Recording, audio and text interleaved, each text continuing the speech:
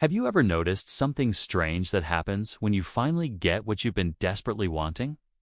May- Maybe it was that promotion you worked years for, the relationship you dreamed about, or the house you saved every penny to buy. You achieved it. You got it. And then, silence. Not the silence of satisfaction, but something deeper. Something that whispers questions you weren't expecting to hear. Welcome to one of Carl Jung's most profound insights. When desire fades, the soul begins to speak. Today, we're diving deep into what this means, why it matters for your life, and how understanding this concept can transform your relationship with success, failure, and everything in between. Carl Gustav Jung wasn't just any psychologist. He was the rebel who dared to suggest that our minds contain mysteries science couldn't easily explain. What does "when desire fades" actually mean? Now, let's break down what Jung meant by desire fades. He wasn't talking about the temporary satisfaction you feel after eating a good meal or buying something you wanted. Jung was referring to something much more significant. Those moments when the driving forces that have been propelling your life forward suddenly lose their power over you. Think about it this way. Most of our lives we're driven by what psychologists call ego desires. These are the wants that come from our conscious mind, our social conditioning, our need to fit in and achieve. We want the career success. We want the perfect relationship. We want the house, the car, the recognition, the security. These desires give our days structure and meaning. They get us out of bed in the morning and keep us working late into the night. But then something happens. Maybe you achieve what you wanted and realize it doesn't fulfill you the way you expected. Maybe you lose something important and discover life continues anyway. Maybe you just hit a point where the things that used to excite you feel ... empty. This is what Jung called the fading of desire. It's not depression, though it can feel similar. It's not giving up, though others might see it that way. It's the moment when your external motivations lose their grip on you, and suddenly you're left with what? This is where most people panic. We're so used to being driven by wanting something that when that wanting disappears, we feel lost. But Jung saw this differently. He saw this as the moment of opportunity. Because when the noise of desire fades, we can finally hear what's been trying to speak to us all along. So what exactly is this soul that Jung talks about? In Jungian psychology, the soul isn't necessarily a religious concept. It's what he called the deeper, more authentic aspect of your personality. Think of it this way. Your ego is the part of you that interfaces with the world. It's concerned with survival, success, and social acceptance. It's the voice that says, I want, I need, I should. But the soul is different. The soul is concerned with meaning, purpose, and authenticity. It's the voice that asks why, and what's the point, and who am I really? When desire fades, the ego quiets down. And in that quietness, the soul can finally be heard. But here's the thing. The soul doesn't speak in the language we're used to hearing. It doesn't give you a 5-year plan or tell you exactly what career to pursue. It speaks in symbols, emotions, intuitions, and what Jung called meaningful coincidences. The soul might speak through dreams that feel more real than waking life, a sudden interest in something you've never cared about before, a book that falls off the shelf at exactly the right moment, a conversation with a stranger that changes your perspective. The soul speaks through what draws you, what repels you, what makes you come alive, and what makes you feel dead inside. It's not always comfortable to listen to. The soul might tell you that the life you've built isn't really yours. It might suggest that your greatest strength is also your greatest weakness. It might point you toward a path that makes no logical sense. But Jung believed this voice was essential for what he called individuation. The process of becoming who you truly are rather than who you think you should be. This concept of desire fading and the soul speaking helps explain one of the most misunderstood phenomena in human psychology, the midlife crisis. We joke about men buying sports cars and women leaving their husbands, but Jung saw the midlife crisis as something much more profound. He called it the afternoon of life. In the morning of life, we're focused on establishing ourselves, building careers, relationships, identities. We're driven by what Jung called the first half of life tasks. But around midlife, something shifts. The desires that drove us for decades start to lose their power. The career success feels hollow. The relationship patterns feel stale. The goals that once excited us now feel like obligations. This isn't failure, it's evolution. Jung observed that the second half of life requires different virtues than the first half. Where the first half is about expansion and achievement, the second half is about meaning and integration. The midlife crisis is actually the soul's way of saying, we need to talk. It's the psyche's attempt to redirect your attention from external achievements to internal development. From doing to being. From having to understanding. From success to significance. The people who navigate this transition successfully don't fight against the fading of their old desires. They learn to listen to what wants to emerge.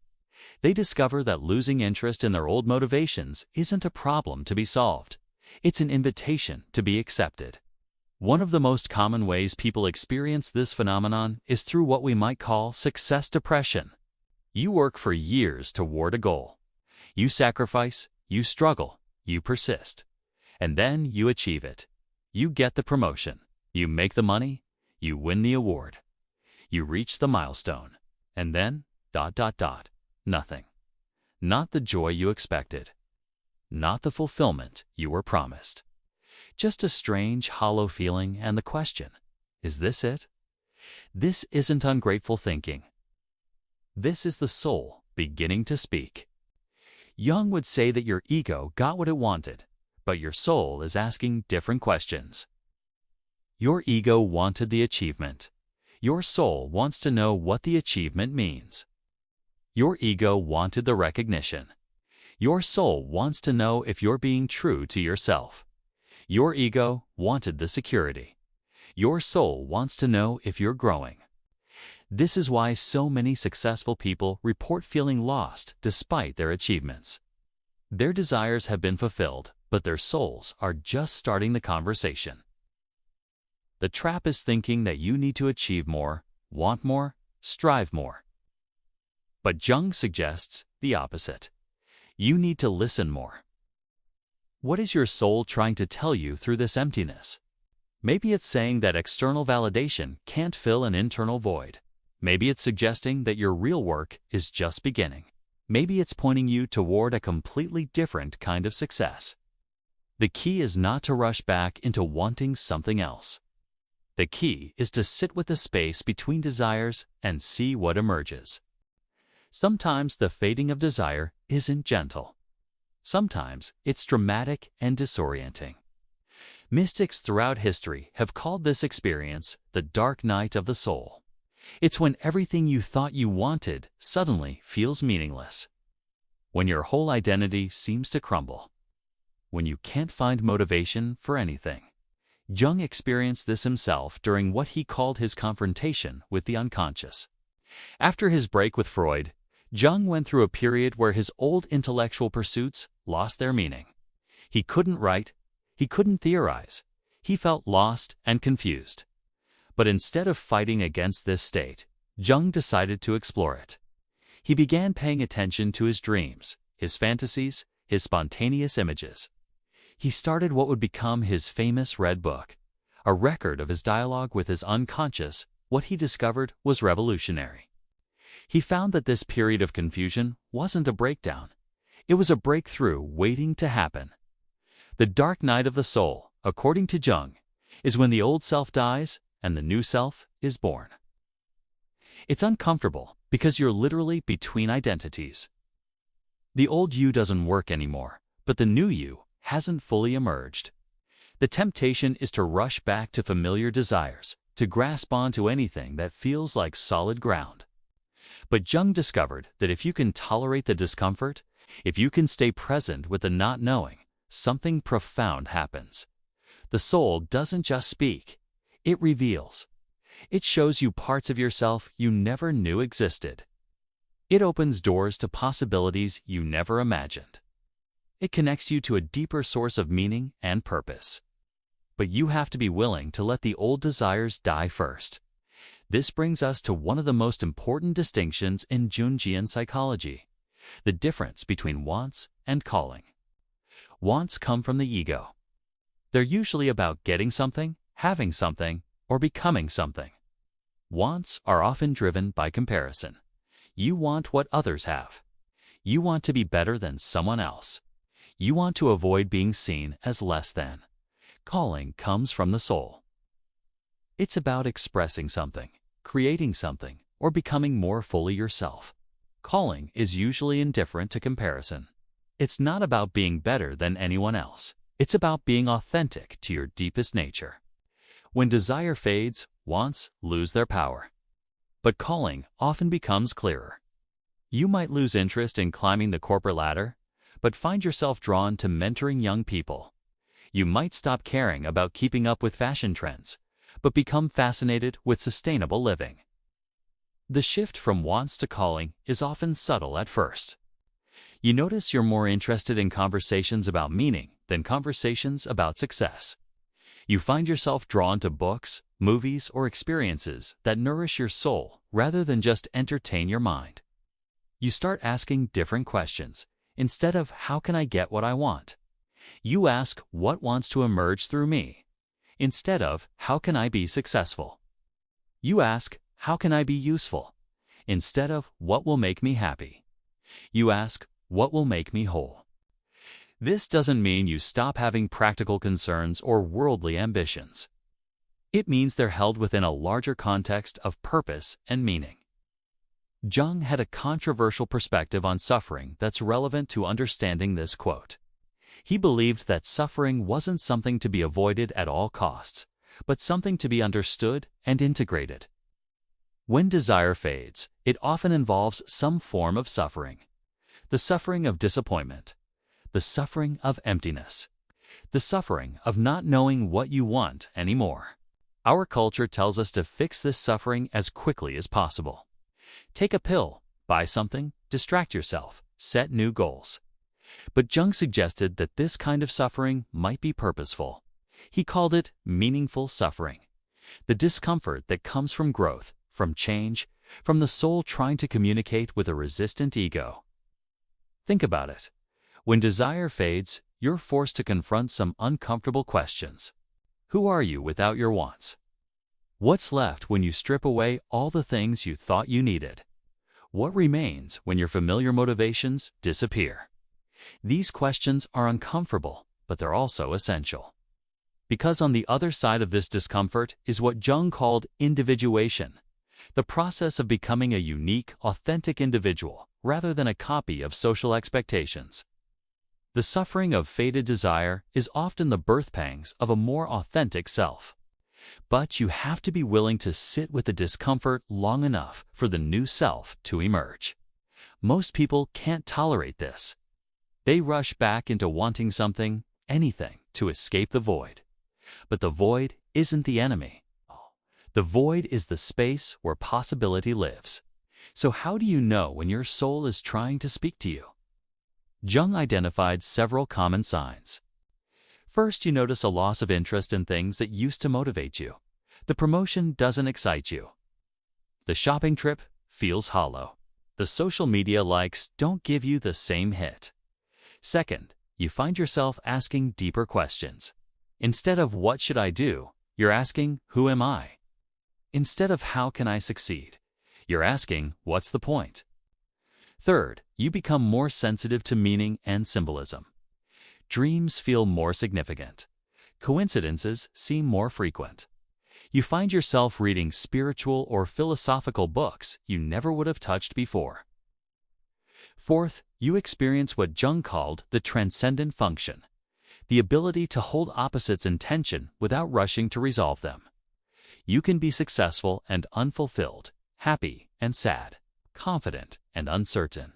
Fifth, you develop what he called active imagination, the ability to dialogue with the unconscious aspects of your personality. You might find yourself journaling, creating art, or having imaginary conversations with different parts of yourself.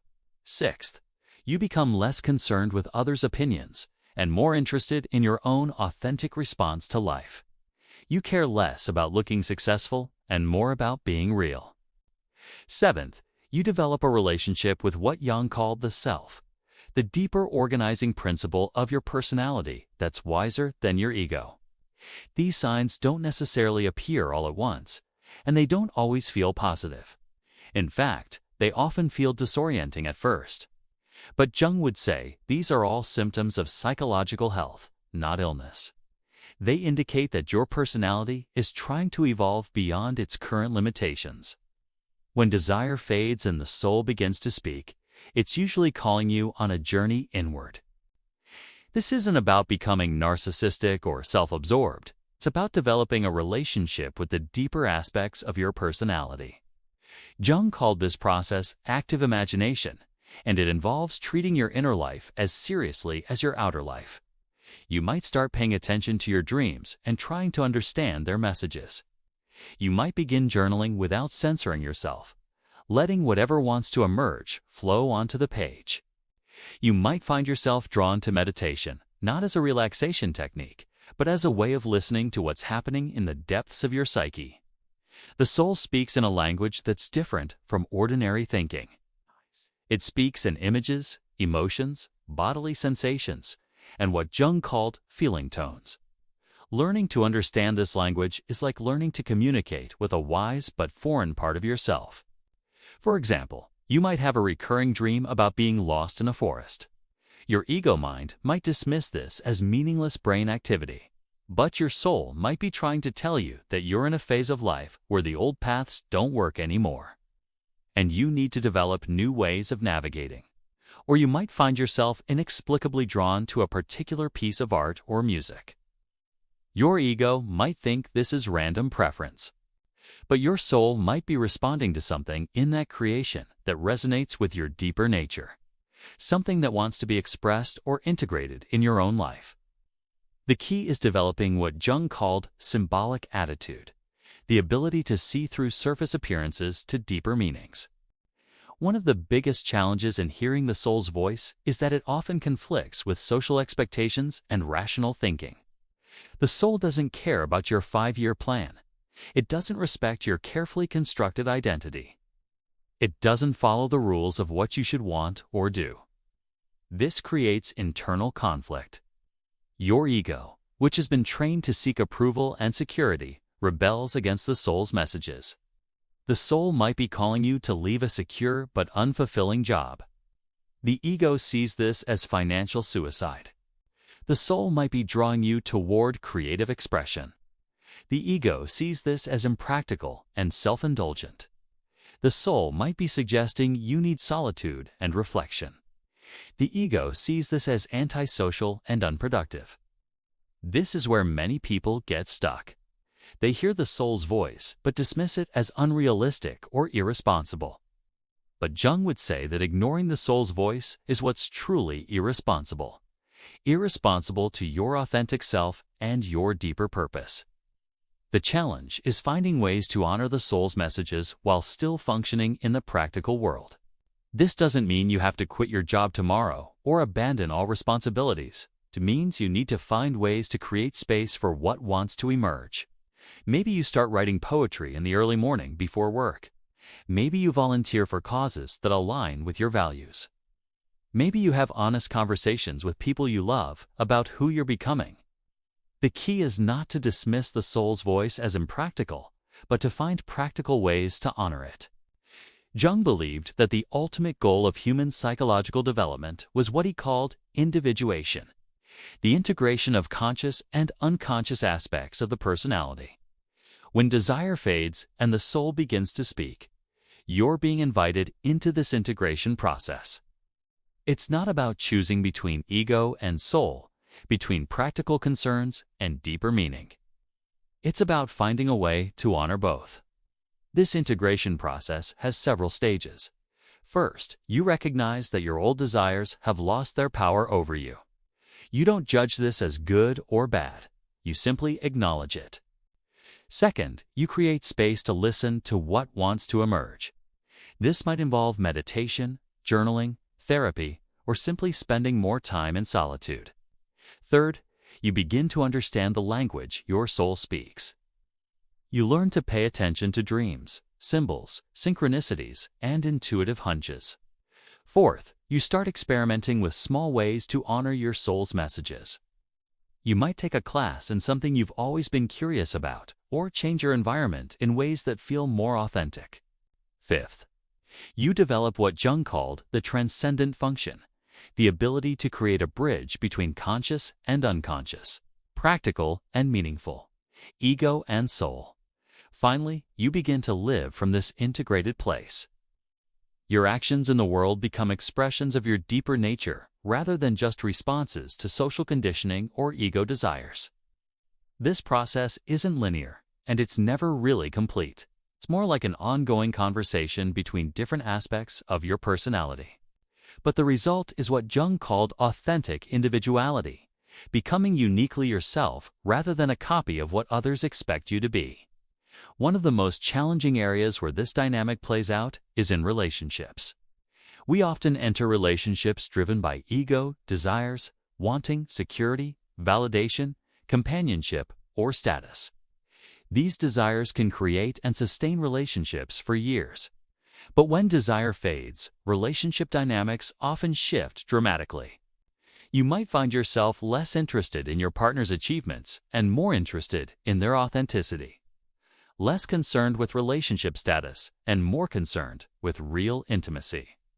This can be threatening to both partners, especially if the relationship was built primarily on ego-based desires. But Jung would say this is actually an opportunity for the relationship to evolve to a deeper level.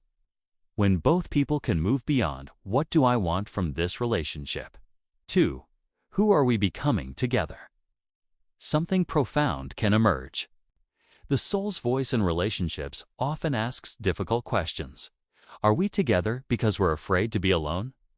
Or because we genuinely enhance each other's growth? Are we supporting each other's authentic development? Or are we trying to keep each other comfortable and unchanged? Are we in love with the real person or with our projection of who we want them to be? These questions can be uncomfortable, but they point toward more authentic, soul-centered relationships. The same dynamic applies to friendships, family relationships, and professional relationships. When desire fades, you start choosing relationships based on resonance rather than utility. One of the most common ways the soul speaks is through creative impulses. When your familiar desires fade, you might find yourself drawn to forms of expression you've never tried before. Maybe you suddenly want to paint, even though you've never considered yourself artistic. Maybe you feel called to write, even though you've always focused on analytical work. Jung himself was an example of this. When his psychological theories temporarily lost their meaning for him, he began creating elaborate stone sculptures and painting mystical images. These creative impulses aren't hobbies or distractions. They're the soul's way of communicating aspects of your nature that can't be expressed through ordinary channels. The key is not to judge these impulses as practical or impractical, but to follow them and see what they reveal. You might discover talents you never knew you had. You might process emotions and experiences that have been stuck in your unconscious. You might connect with parts of your personality that have been dormant. Creative expression becomes a form of dialogue with the soul. The act of creating without a specific goal or outcome creates space for the unconscious to communicate. This is why Jung encouraged his patients to paint, sculpt, dance, write, or engage in any form of creative expression that called to them. The goal isn't to become a professional artist. The goal is to develop a relationship with the creative, spontaneous, authentic aspects of your personality. One of the most practical areas where this concept applies is in relation to work and career. Many people build careers based on ego desires, money, status, security, or parental approval. These motivations can sustain you for years or even decades. But when desire fades, career satisfaction often plummets. The salary doesn't feel worth it anymore. The recognition feels hollow. The security feels like a prison. This is when the soul begins to speak about calling rather than career. Calling is different from ambition. Ambition is about getting somewhere. Calling is about expressing something. Ambition asks, how can I succeed? Calling asks, how can I serve? Ambition is competitive. Calling is collaborative. Ambition depletes you. Calling energizes you. When people talk about finding their passion, they're often actually talking about discovering their calling, the unique way their soul wants to contribute to the world. But here's the tricky part. Calling doesn't always align with practical considerations. Your soul might be calling you to teach, but you have a mortgage. Your soul might be drawing you toward social work, but you've invested years in a business career. Jung wouldn't say you should immediately abandon practical responsibilities. But he would say, you need to find ways to honor your calling, even within practical constraints. Maybe you start mentoring junior colleagues. Maybe you volunteer for causes you care about. Maybe you gradually transition your work in a direction that feels more meaningful. The key is not to dismiss your calling as unrealistic, but to find realistic ways to honor it. Jung noticed that this phenomenon of desire fading and the soul speaking becomes more pronounced as people age. Young people are naturally driven by ego desires, establishing identity, building career, finding relationships, creating security. But as people move into the second half of life, these desires often begin to fade naturally. The career peak has been reached. The children are grown. The basic needs are met. This is when many people experience what we call a midlife crisis, but what Jung saw as a natural transition from the first half of life to the second half. The first half is about expansion, gathering experiences, achievements, relationships. The second half is about integration, understanding what all those experiences mean, developing wisdom, preparing for death. When desire fades in the second half of life, the soul often speaks about legacy, meaning, and spiritual development. Questions change from how can I get ahead? To how can I give back? From how can I be successful? To how can I be useful? From what do I want? To what wants to emerge through me? This natural aging process can be a model for understanding how to work with fading desire at any stage of life. The key is not to fight against the fading of old desires, but to listen for what wants to emerge in their place. While Jung approached psychology scientifically, he couldn't ignore the spiritual dimensions of human experience. When desire fades and the soul begins to speak, people often find themselves drawn to spiritual questions and practices they've never been interested in before. This isn't necessarily about religion, though it can include religious exploration. It's more about what Jung called the religious function of the psyche, the part of human nature that seeks meaning, connection, and transcendence. You might find yourself drawn to meditation, contemplation, or prayer. You might become interested in philosophy, mythology, or mystical traditions.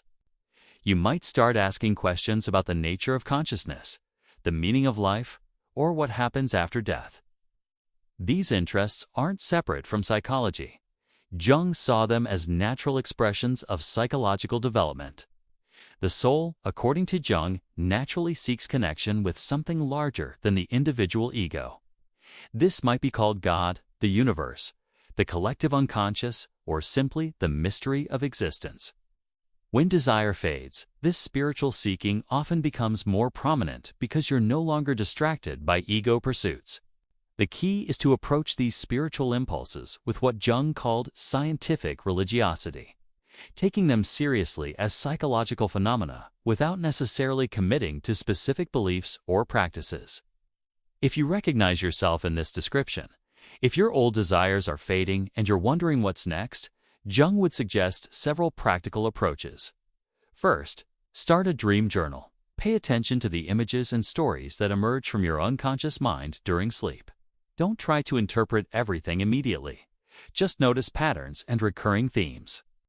Second, practice what Jung called active imagination. Set aside time regularly to sit quietly and let your mind wander. Notice what images, memories, or ideas spontaneously arise. Third, pay attention to synchronicities, meaningful coincidences that seem to carry messages or point in particular directions. Fourth, engage in creative expression without specific goals.